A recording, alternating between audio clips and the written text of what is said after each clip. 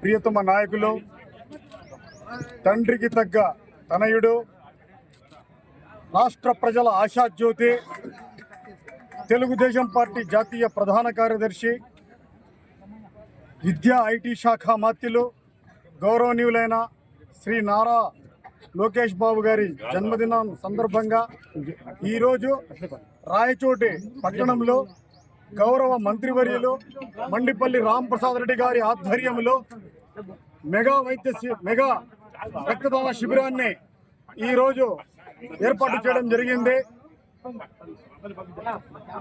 రాష్ట్ర ప్రజలు నారా లోకేష్ బాబు యొక్క లీడర్షిప్ను ప్రతి ఒక్కరు కూడా ఎదురు చూస్తున్నారు.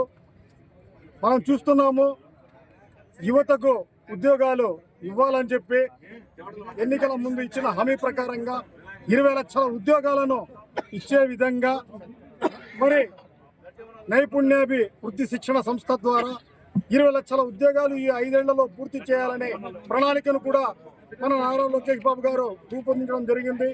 అలాగే దేశంలో ఎవరు ఏ ముఖ్యమంత్రి చేయని విధంగా మన రాష్ట్రంలో మన మంత్రివర్యులు నారా లోకేష్ బాబు గారు స్కిల్ డెవలప్మెంట్ కింద మరి ఆ కార్యాచరణను కూడా రూపొందించడం జరిగింది. ఆ కార్యరూపం కూడా 6 నెలల్లో పూర్తి కావస్తుంది. దీని ద్వారా యువతకు ఎంతో మందికి ఉపాధి కలుగుతుంది. ఈరోజు మనం చూస్తున్నాము, దావోస్కు వెళ్ళారు.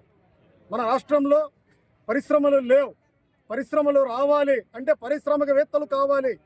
అందుకు దావోస్కు వెళ్ళి పారిశ్రామికవేత్తలను కలిసి ఈరోజు మన రాష్ట్రానికి ఎంతో పరిశ్రమలు రావడానికి దానికి నిదర్శనం మన గౌరవ మంత్రివర్యులు నారా లోకేష్ బాబు గారు, అలాగే గౌరవ ముఖ్యమంత్రి శ్రీ నారా చంద్రబాబు నాయుడు గారు.